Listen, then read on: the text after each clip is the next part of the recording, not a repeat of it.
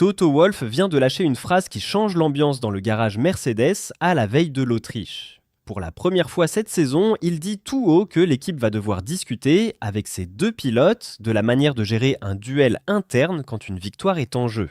Autrement dit, la porte des consignes d'équipe n'est plus fermée à double tour. Comprendre pourquoi maintenant il faut revenir à Barcelone.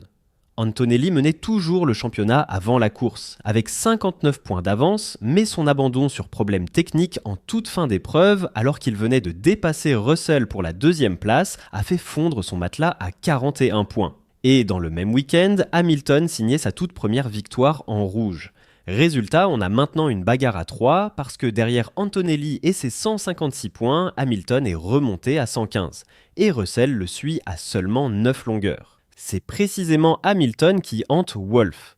Selon ses mots, il préférerait ne pas se battre contre lui pour un titre parce qu'il sait de quoi il est capable. Il ajoute que si Hamilton sent le sang, il fonce et qu'il a vu pendant des années ce moment où le train Hamilton se met en route et devient très difficile à arrêter. Quand on a partagé un box avec un homme pendant 6 saisons et 6 couronnes, on connaît la bête. Avant de voir comment cette tension se joue en piste, si ce genre de décryptage des coulisses Mercedes vous parle, lâchez un like et abonnez-vous à Pitwall Media, ça nous aide énormément à continuer. Le problème, c'est que pendant que cette menace approche, les deux Mercedes se marchent dessus. À Barcelone, Wolff estime que la bagarre entre Antonelli et Russell a coûté 5 à 6 secondes de course à l'équipe. Tant que c'est interne et que personne d'autre ne joue devant, ça reste du beau sport. Mais dès qu'une autre voiture est en jeu et qu'un des deux est nettement plus rapide, perdre du temps à se disputer entre coéquipiers peut tout simplement vous coûter la gagne.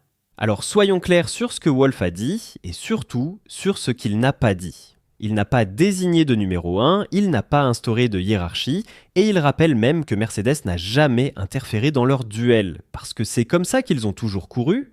Sa formule, c'est qu'il faut juste recalibrer et que ce ne sera pas un problème. Ce qu'il met sur la table, c'est une règle de bon sens pour les cas où l'un des deux retient l'autre face à un rival, pas un ordre de laisser gagner Antonelli. Et c'est là que c'est savoureux, parce que le leader du championnat, ce n'est pas forcément lui qui sera protégé.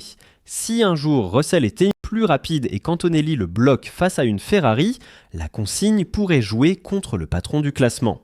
Voilà tout le piège d'une écurie qui a deux coqs dans la même cour et un titre à défendre.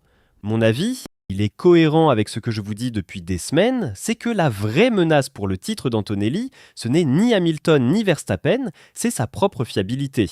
Et maintenant ce risque de friction interne.